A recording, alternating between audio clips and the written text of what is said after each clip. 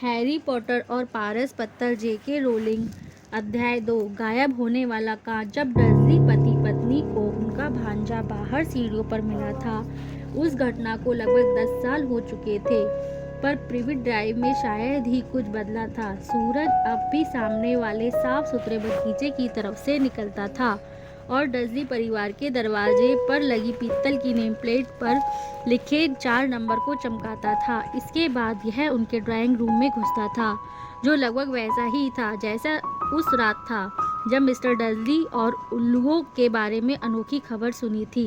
केवल mental peace पर रखे फोटो की ही सचमुच बता रहे थे कि कितना वक्त गुजर चुका था।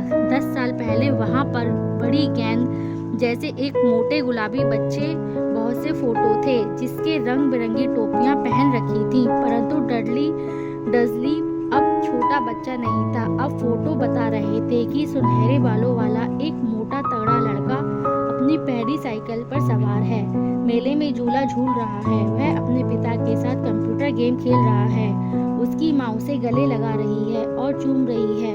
कमरे में ऐसी कोई निशानी नहीं थी जिससे यह पता चल सके कि घर के एक बच्चा भी रहता था, परंतु हैरी पॉटर अब भी वहीं था और इस समय सोया हुआ था। हालांकि ये ज्यादा देर तक नहीं सो पाया। उसकी पुटनिया आंटी जाग गई थी और उसकी तेज आवाज उस दिन उस घर में गूंजने वाली आवाज थी। उठ जल्दी उठ, सुना कि नहीं? हैरी चौंक जागा। उसकी आंटी ने एक बार फिर दरवाजा बड़बड़ाया। उठो, वह चीखी। हैरी को उनके कदमों की आवाज में समझ में आ गया कि वह किचन की तरफ जा रही थी और फिर उसे गैस पर फ्राइंग पैन रखने की आवाज सुनाई दी। हैरी करवट बदलकर पीठ के बल लेटा और अपने वह सपने में याद करने की कोशिश की जो वह उठने से पहले देख रहा था। वह बड़ा प्यारा सपना था। उसमें मोटरसाइकिल उड़ रही थी। उसे यह अजीब सा एहसास हो रहा था जैसे कि यह सपना पहले भी देख चुका था। उसकी आंटी दोबारा उसके दरवाजे के बाहर धमक चुकी थी। अभी तक नहीं उठे? उन्होंने चिल्लाकर पूछा। उठ तो गया, हैरी ने जवाब दिया। तो फिर जल्दी से बाहर जाओ। मैं चाहती हूँ कि तुम नाश्ते पर नजर रखो और ध्यान रखो, जला मत देना। मैं डडली बेटे के बर्थडे पर हर चीज बढ़िया चाहती हूँ। हैरी के मुंह से आह निकल गई। क्या कहा तुमने? आंटी दरवाजे के बाहर से गुर्राई। कुछ नहीं, कुछ नहीं। डडली का बर्थडे वह कैसे भूल गया? हैरी धीरे से बिस्तर से बाहर निकला और अपने मोजे ढूंढने लगा जो उसे बिस्तर के नीचे मिले। एक मोजे में मकड़ी थी जिसे निकालने के बाद उसने मोजे पहन लिए। हैरी को मकड़ियों के साथ रहने की आदत थी क्योंकि सीढ़ियों के नीचे की अलमारी में ढेर सारी मकड़ियाँ थीं और वह यहीं सोता था। जब उसने कपड़े पहन लिए तो वह हॉल से सोता हुआ किचन में गया। डर्ली के बर्थडे के ढेर सारे तोहफे के नीचे टेबल लगभग पूरी तरह छुप गई थी। ऐसा लग रहा था कि डर्ली को अब वह नया कंप्यूटर मिल गया था जो उसे चाहिए था। इसके साथ ही उसे एक टेलीविज़न मिल गया था तथा रेसिंग बाइक भी। डर्ली रेसिंग बाइक क्यों चाहता था? यह हैरी के लिए एक रहस्य था क्योंकि डर्ली बहुत मोटा था और एक्सरसाइज से नफरत करता था। जब वह इसमें से किसी से मुक्का मारना शामिल ना हो, डर्ली का प्रिय पंचिंग बैग हैरी था। हालांकि वह उसकी पकड़ में बहुत कम आ पाता था। हैरी दिखता नहीं था परंतु था बहुत तेज। शायद यह अंधेरी अलमारी में रहने का परिणाम था कि हैरी अपनी उम्र के हिसाब से दुबला और छोटा रह गया, परंतु सचमुच जितना था उसमें भी ज्यादा दुबला और छोटा दिखता था क्योंकि उसे हर समय डडली के पुराने कपड़े पहनने पड़ते थे और डडली उससे 4 गुना मोटा था। हैरी का चेहरा दुबला था, घुटने गांठदार, बाल काले और आंखें चमकदार रही थी। वह गोल चश्मा पहनता था जिस पर बहुत सा सेलो टेप लगा था क्योंकि डडली उसकी नाक पर अक्सर मुक्के मारता रहता था। हैरी को अपनी शक्ल सूरत में सिर्फ एक ही चीज पसंद थी, उसके माथे पर बना पतला निशान जो ऐसे दिखता था जैसे वहां पर बिजली गिरी हो। जब से उसे होश संभाला था तब से वही निशान को देख रहा था और उसे याद था कि होश संभालने के बाद उसे पेटूनिया आंटी से पहला सवाल यही पूछा था कि उसके माथे पर यह निशान कैसे बना। उस कार एक्सीडेंट में जिसमें तुम्हारे माता पिता मरे थे, उन्होंने कहा था। और हाँ, सवाल मत पूछो। यह डर्सली परिवार में शांतिपूर्ण जीवन का पहला नियम था। जब हैरी नाश्ते को पलट रहा था तो वर्नॉन अंकल किचन में आए। बालों में कंघी करो। वह भौंके और उन्होंने हैरी से गुड मॉर्निंग की हो। सप्ताह में लगभग एक बार वर्नॉन अंकल को अखबार के ऊपर से देखते थे और चिल्लाते थे कि हैरी के बाल बहुत बढ़ गए हैं और उसे कटिंग की ज़रूरत है। उसकी क्लास में बाकी बच्चों की जितनी बार कटिंग होती थी, उन सबको आपस में मोड़ कर दिया जाए और हैरी की कटिंग उनसे ज़्यादा बार होती थी। हालांकि इसमें कोई फ़र्क नहीं पड़ता था क्योंकि उसके बाल बहुत तेज़ी से बढ़ते थे। जब डडली अपनी माँ के साथ किचन में आया तो हैरी अंडे तल रहा था। डडली काफ़ी कुछ वर्नॉन अंकल जैसा दिखता था। वह गुलाबी चेहरा, छोटी गर्दन, छोटी पानीदार नीली आंखें और मोटे सुनहरे बाल जो उनके मोटे सिर पर जमे हुए थे। पेटूनिया आंटी अक्सर कहती थी कि डडली किसी नन्हे देवदूत की तरह दिखता है। हैरी अक्सर कहता था कि डडली किसी सूअर की तरह दिखता है जिसने बिग पहन रखी हो। हैरी ने अंडे और नाश्ते की प्लेटें टेबल पर रख दी और आसान काम नहीं था क्योंकि वहाँ पर जगह बहुत कम थी। इस बीच डडली अपने तोहफे गिन रहा था। उसका चेहरा उतर गया। 36 से मम्मी डैडी की तरफ देखते हुए कहा, यह तो पिछले साल से 2 कम है। राजा बेटे, तुमने माज आंटी के तोहफे को तो गिना ही नहीं। देखो, यह मम्मी डैडी के बड़े तोहफों के नीचे छिपा है। ठीक है, तो 37 हुए, डडली ने कहा और उसका चेहरा लाल हो गया था। हैरी को लगा कि डडली का नाटक अब शुरू होने वाला है और इसीलिए वह नाश्ते को अपने मुंह में जितनी तेजी से भर सकता था भरने लगा क्योंकि डडली टेबल पर भी पलटा सकता था। जाहिर था पेटूनिया आंटी को भी खतरा दिख रहा था क्योंकि वह जल्दी से बोली, और हम आज सब बाजार जाएंगे तो तुम्हारे लिए 2 तोहफे ले आएंगे। यह कैसा रहेगा पेटू? तो 2 तोहफे? अब तो ठीक है। डडली ने एक पल सोचा। यह मुश्किल काम था। अंत में वह धीमे से बोला, तो मेरे पास 37 और 2 37 और 2 39। मेरे लाडले, पेटूनिया आंटी बोली। ओहो, डडली थम से बैठ गया और अपने सामने वाले पैकेट पर झपटा मारा। फिर ठीक है, वर्नॉन अंकल ने धीरे से हंसे। छोटा बदमाश अपने पैसे की पूरी कीमत वसूल करना चाहता है, बिल्कुल अपने डैडी की तरह। वाह मेरे बेटे, वाह डडली। उन्होंने डडली को बालों में हाथ फेरा। उसी समय फ़ोन की घंटी बजी। पेटूनिया आंटी फ़ोन सुनने चली गई जबकि हैरी और वर्नॉन अंकल इस बीच डडली के तोहफे खोलते हुए देखते रहे, जिसमें racing bike, video camera, remote control वाला हवाई जहाज, 16 नए कंप्यूटर गेम और VCR शामिल था। जब वह एक सुनहरी कलाई घड़ी की पन्नी खोल रहा था तब पेटूनिया आंटी फ़ोन सुनकर वापस आई। उनके चेहरे पर गुस्सा भी था और चिंता भी थी। बड़ी बुरी खबर है वर्नॉन, वे बोले। मिसेस बिग का पैर टूट गया है, वह इसे अपने पास नहीं रख सकती। उन्होंने हैरी की तरफ झटकते हुए कहा। दहशत से मारे डडली का मुंह खुला रह गया, परंतु हैरी का दिल तो बल्लियों उछलने लगा। पर हर बार डडली के जन्मदिन पर अंकल आंटी डडली और उसके किसी दोस्त को दिन भर बाहर घुमाने ले जाते थे, यानी एडवेंचर पार्क, हैमबर्गर बार या फिल्म। हर साल हैरी को मिसेस बिग नाम की एक पागल गुड़िया के पास छोड़ दिया जाता था जो 2 साल दूर रहती और हैरी वहां जाने से बुरी तरह चिढ़ता था। वहाँ पूरे घर में पत्ता गोभी की बदबू भरी रहती थी और मिसेस बिग उसे ज़बरदस्ती उन सब बिल्लियों के फ़ोटो दिखाते थे और उन्होंने कभी पाली थीं। अब क्या होगा? पेटूनिया आंटी ने कहा। वह हैरी को खा जाने वाली नज़रों से देख रही थीं। उसी ने इनकी योजना बनाई हो। हैरी जानता था कि उसे इस बात का कोई दुख नहीं होना चाहिए कि मिसेस बिग की टांग टूट गई है, परंतु यह आसान नहीं था क्योंकि वह यह भी जानता था कि अब उसे 1 साल तक टिम्पल्स, स्नोई, मिस्टर पॉज और डफटी को नहीं देखना पड़ेगा। हम मार्ज को फ़ोन कर सकते हैं। बर्नार्ड अंकल ने सुझाव दिया। बेवकूफ़ी की बातें मत करो बर्नार्ड, वो हैरी से नफरत करती है। डर्जी पति पत्नी अक्सर हैरी के बारे में इस तरह की बातें करते थे जैसे वह वहाँ हो ही नहीं।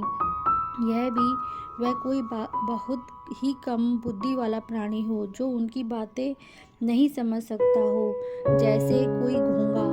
और उसका क्या नाम है, तुम्हारी सहेली बॉन मोज़ोर्को में छुट्टियां मनाने गई है, पेटूनिया आंटी खींचते हुए बोली। आप मुझे घर ही छोड़ जाएं, हैरी ने बड़ी आशा से कहा। पेटूनिया आंटी को देखकर लग रहा था जैसे उन्होंने अभी साबुत नींबू निगल लिया हो और वापस लौटकर देखें तो वह घर तबाह हो चुका है। और गुर्राई, मैं घर को बम से नहीं उड़ा दूंगी, हैरी ने कहा, परंतु किसी ने उनकी बात नहीं सुनी। एक काम करते हैं, इसे चिड़ियाघर ले चलते हैं, पेटूनिया आंटी ने धीमे से कहा, और वहाँ इसे कार में छोड़ देंगे। कार नहीं है, इसे कार में अकेला नहीं छोड़ सकते। डर्ली गला फाड़कर रोने लगा। सच तो यह था कि वह रो नहीं रहा था, उसे सचमुच रोए तो बरसों हो चुके थे, परंतु वह जानता था कि अगर मुंह बनाएगा तो जोर से रोने की आवाज़ निकालेगा तो उसकी माँ हर इच्छा पूरी कर देगी। मेरे प्यारे राजदुलारे, रोना नहीं, मम्मी उसे तुम्हारा बर्थडे बर्बाद नहीं करने देगी। वैसे चीखी और उसे बाहों में भर लिया। मैं नहीं चाहता कि वह साथ चले। डडली झूठ की जोरदार सुबकियों के बीच चीखा। वह हमेशा हर चीज गड़बड़ कर देता है। उसे अपनी माँ की बाहों के बीच झांकते हुए हैरी को चिढ़ाया। तभी दरवाजे की घंटी बजी। हे भगवान, वह लोग आ गए, पेटूनिया आंटी हड़बड़ाकर बोली। और एक पल बाद डडली का सबसे अच्छा दोस्त पियर्स पॉलकिस अपनी माँ के साथ अंदर आ गया। पियर्स एक दुबला पतला लड़का था जिसका चेहरा चूहे जैसा था। जब डडली दूसरे बच्चों को मारता था तो आम तौर पर पियर्स ही उसके साथ पीछे पकड़कर रखता था।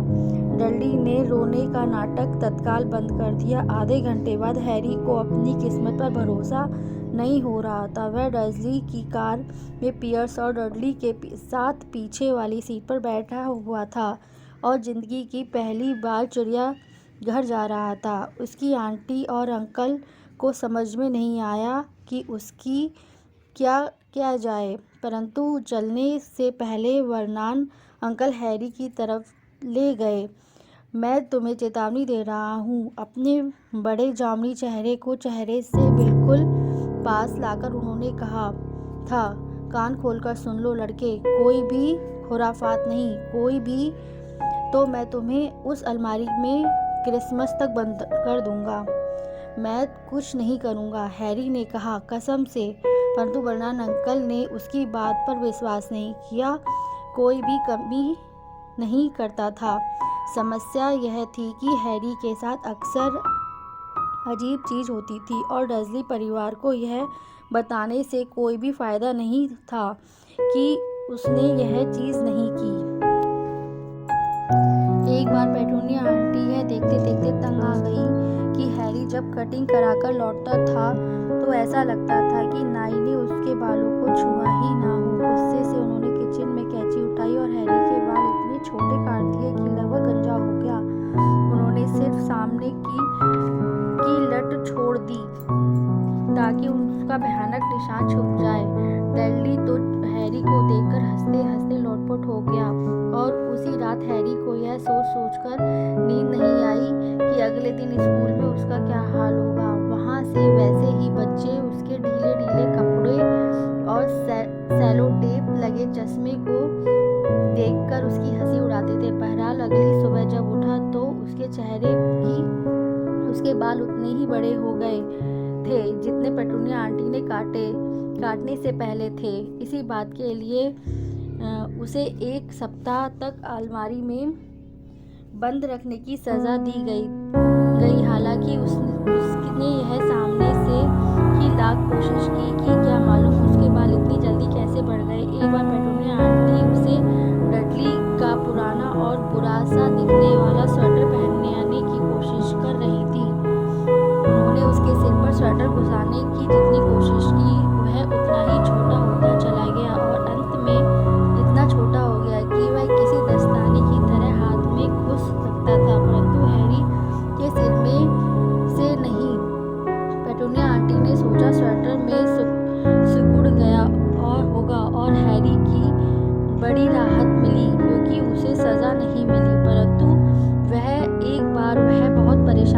पड़ गया। जब वह स्कूल के किचन की छत पर पहुंच गया, डडली का गैग हर दिन की तरह उस दिन उसका पीछा कर रहा था और काफ़ी लोगों के साथ साथ खुद हैरी भी यह देखकर हैरान रह गया कि चिमनी पर बैठा हुआ था।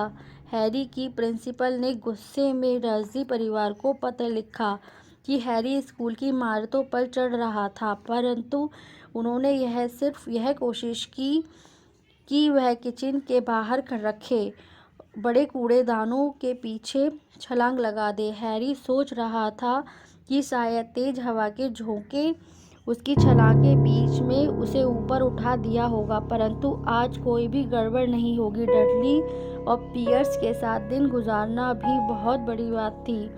जब वह जगह स्कूल की अलमारी या पत्ता गोभी की बदबू से भरा मिसेस फिंक को ड्राइंग रूम ना हो।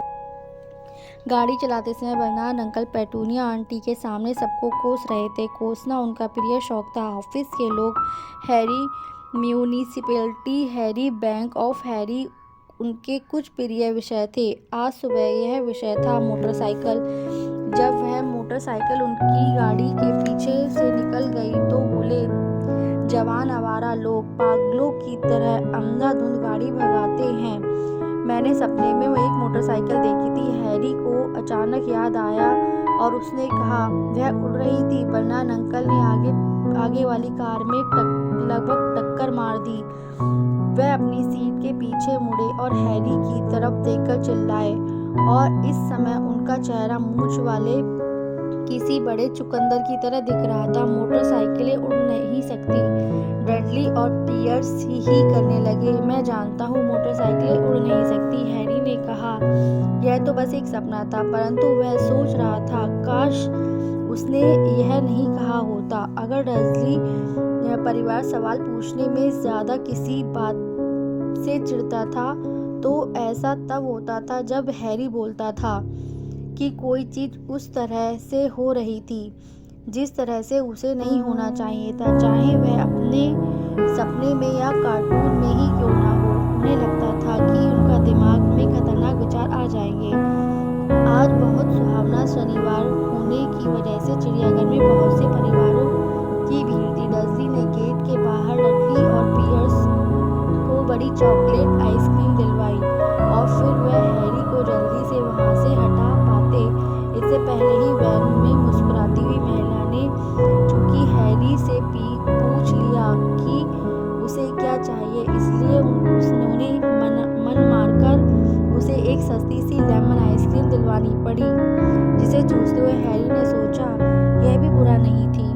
तब उसने देखा कि गोरिल्ला अपना सिर खुजा रहा था और डडली से काफी मिलता जुलता दिख रहा था, सिवाय इसके कि गोरिल्ले के बाल सुनहरे नहीं थे। बहुत लंबे समय के बाद हैरी की सुबह इतनी अच्छी गुजरी थी। इस बात का ध्यान रख रहा था कि डर्जी परिवार से थोड़ी दूर चलें ताकि डडली और पियर्स और लंच टाइम तक जानवरों को देखकर बोर होने लगे थे, कहीं उसे मारने का अपना प्रिय खेल शुरू ना कर दें। उन्होंने चिड़ियाघर के रेस्तरां में लंच किया और इसके बाद डर्जी परिवार एक बार फिर हंगामा खड़ा करने लगा क्योंकि उसकी आइसक्रीम खत्म हो गई थी और इस बार बर्नार्ड अंकल ने उसे एक आइसक्रीम दिलवा दी और हैरी को पहली वाली खत्म करने की इजाज़त दी।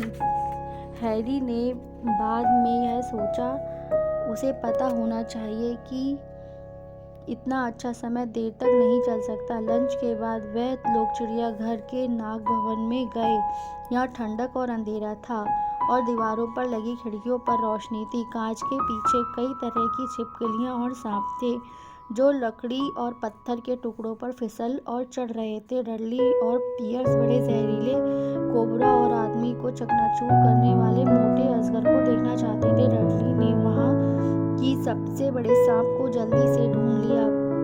वह बर्नार्ड अंकल की कार के चारों तरफ अपने शरीर को 2 बार लपेटकर कार को किसी कचरा पेटी में चकनाचूर कर सकता था, परंतु इस वक्त यह ऐसा करने के मूड में नहीं दिख रहा था। सच तो यह था कि वह गहरी नींद में सो रहा था। डडली कांच पर अचानक नाक रगड़कर खड़ा रहा और सांप की चमकदार पूरी कुंडलियों को देखता रहा। इसे उठाओ, उसने अपने पिता को झल्लाते हुए कहा। बर्नार्ड अंकल कांच पर टक-टक की, परंतु सांप हिला तक नहीं। एक बार और करो, डडली ने ऑर्डर जमाया। बर्नार्ड अंकल ने अपनी उंगलियों के पीछे हिस्से को कांच को बढ़िया तरीके से ठोका, परंतु सांप फिर भी सोता रहा। कितनी बोरिंग है, डडली ने आह भरी और पैर पटकते हुए दूर चला गया। हैरी कांच के सामने आया और उसने सांप की तरफ उत्सुकता से देखा और ताज्जुब नहीं कि बेचारा सांप बोरियत के मारे मर जाए। साथ में कोई नहीं सिवाय उन मूर्ख लोगों के जो दिन भर उसे तंग करने की कोशिश करते थे और कांच पर उंगलियां फिराते ठोकते रहे थे। तो अलमारी को बेडरूम बनाने से भी बुरा था, जहां इकलौती मेहमान पेटूनिया आंटी होती थी, जो उसे जागने के लिए दरवाजा बढ़ाती थी। कम से कम उसे पूरे घर में घूमने को तो मिल जाता था। सांप ने अचानक अपनी छोटी चमकदार आंखें खोली। सांप ने बहुत धीरे अपना सिर उठाया, जब तक कि आंखें हैरी की आंखों की ऊंचाई तक नहीं आ गईं। उसने आंख मारी। हैरी घूरने लगा। फिर उसे जल्दी से आसपास देखा कि कहीं कोई देख तो नहीं रहा। कोई नहीं देख रहा था। उसने सांप की तरफ पलटकर देखा और उसने भी आंख मारी। सांप ने बर्नार्ड अंकल और डडली की तरफ सिर को झुका दिया और अपनी आंखों की तरफ उठाई। उसने हैरी को इस तरह देखा कि मानो कह रहा हो, मेरे साथ पूरे समय यही होता है, मैं जानता हूँ। हैरी कांच के इस पार में बुदबुदाया, हालांकि उसे विश्वास नहीं था कि सांप उसकी आवाज़ सुन सकता है। इससे सचमुच बहुत चिढ़ छूटती होगी। सांप ने तेजी से अपना सिर हिलाया। वैसे तुम कहाँ से आए हो? हैरी ने पूछा। सांप ने अपनी पूंछ कांच के पास लगे एक छोटे साइन बोर्ड पर मारी। हैरी ने इसे पढ़ा, बाओ कंस्ट्रिक्टर ब्राज़ील। क्या वहाँ पर अच्छा लगता था? सांप ने एक बार फिर उसी साइन बोर्ड पर अपनी पूंछ मारी और हैरी ने पढ़ा, यह चिड़ियाघर में पैदा हुआ था। अच्छा, मैं समझ गया। तभी तुम ब्राज़ील में रह नहीं सकते। जैसे ही सांप ने अपना सिर हिलाया, वैसे ही पीछे से कॉन्फोंडू आवाज आई। इसे सुनकर वह दोनों उछल पड़े। इटली, मिस्टर डर्ली, आइए और इस सांप को देखिए। आपको विश्वास नहीं होगा, यह क्या कर रहा है। डर्ली जितनी तेजी से आ सकता था उतनी तरफ लुढ़कता हुआ आया। तुम अलग हटो, इसे हैरी ने पसलियों से घूंसा मारते हुए कहा। अचानक हमले के दौरान हैरी कंक्रीट के फर्श पर धड़ाम से गिर गया। आगे हुआ कि वह इतनी तेजी से हुआ कि कोई भी नहीं देख पाया कि यह कैसे हुआ। एक ही पल में पहले तक पियर्स और डडली कांच के करीब उसे टिके खड़े थे और दूसरे ही पल वह दहशत से चीखते हुए पीछे की तरफ उछल पड़े। हैरी बैठ गया और हाँफने लगा। सांप के सामने वाला कांच गायब हो गया था। अब तेजी से अपनी कुंडली खोल रहा था और फर्श पर फिसल रहा था। पूरे नाग भवन में लोग चीखने लगे और बाहर के दरवाजे की तरफ भागने लगे। जब सांप उसके पास से तेजी से सरकता हुआ गया तो हैरी कसम खा सकता था कि उसने धीमे से फुसफुसाते हुए कहा, ब्राज़ील में आ रहा हूँ। शुक्रिया दोस्त। नाग भवन का पहरेदार सदमे में था, परंतु कांच वह बार-बार कह रहा था, कांच कहाँ गया? चिड़ियाघर के डायरेक्टर ने अपने हाथ ने पेटूनिया आंटी को एक कप कड़क मीठी चाय बनाकर दी और वह लगातार उनसे माफी मांगता रहा। पियर्स और डडली अनाप शनाप बक रहे थे। वह जहाँ तक हैरी को देखा था, सांप ने कभी कुछ नहीं किया था। उसने तो उसके पास गुजरते समय सिर्फ उनके पैरों के पास अपनी पूंछ मजाक में पटकी थी, परंतु जब वह बर्नार्ड अंकल की कार के वापस लौटे तो डडली उन्हें बता रहा था कि सांप किस तरह से उनके पैरों में लगभग काट ही लिया था और पियर्स कसम खा रहा था कि सांप ने उन्हें दबोचकर मारने की कोशिश की थी, परंतु कम से कम हैरी के लिए सबसे बुरी बात यह थी कि जो पियर्स ने कही। जब पियर्स इतना शांत हो गया कि कुछ कह सके तो उसने सबके सामने कहा, हैरी सांप से बातें कर रहा था। है ना हैरी? बर्नार्ड अंकल ने तब तक इंतज़ार किया जब तक पियर्स उसके घर में चला नहीं गया, और उसके बाद हैरी ने जमकर बरसे। वह इतने गुस्से में थे कि उन्होंने उनके मुंह से शब्द से निकल रहे थे। वह इतना कह पाए, जाओ अलमारी, वहीं रहो, कोई खाना नहीं। इतना कहने के बाद वह कुर्सी पर गिर पड़े और पेटूनिया आंटी को भागकर उनके लिए ब्रांडी और एक बड़ा बैग लाना पड़ा। हैरी काफ़ी देर तक अपनी अंधेरी अलमारी में पड़ा रहा। वह सोच रहा था कि काश उसके पास घड़ी होती। वह नहीं जानता था कि कितने बज गए थे, और इसलिए यह यकीन से नहीं कह सकता था कि डर्सी परिवार अभी सो गया होगा या नहीं। जब तक वह सो नहीं जाते तब तक वह किचन में जाकर चोरी से कुछ खाने का खतरा नहीं उठा सकता था। डर्सी परिवार के साथ रहते हुए उसे लगभग 10 साल हो गए थे। जहाँ तक उसे याद था, 10 दुख भरे साल। वह तब तक नहीं रह रहा था जब तक वह छोटा सा बच्चा था, और उसके बाद उनके पिता उस कार एक्सीडेंट में मर गए थे। उसे याद नहीं कि उनके माता पिता की मौत के समय वह कार में था या कहीं और। वह जब अलमारी में लंबे घंटों के दौरान अपनी याददाश्त पर जोर डालता था तब उसे अजीब दृश्य दिखता था। चकाचौंध करने वाले हरी रोशनी और माथे पर बहुत तेज दर्द। उससे मान लिया था कि एक्सीडेंट होगा, हालांकि उसे यह समझ नहीं आ रहा था कि इतनी सारी रोशनी कहाँ से आ रही थी। उसे अपने माँ बाप की शक्ल तक याद नहीं थी। उसके अंकल आंटी उसके बारे में कभी बात नहीं करते थे, और सवाल पूछने पर उसके बारे में पहले से ही मना कर दिया था। घर में उनकी एक और फोटो नहीं थी। जब हैरी छोटा था तो अक्सर सपने में देखता था कि अचानक रिश्तेदार उसे वहाँ से दूर ले जाने के लिए आए हैं, परंतु ऐसा कभी नहीं हुआ।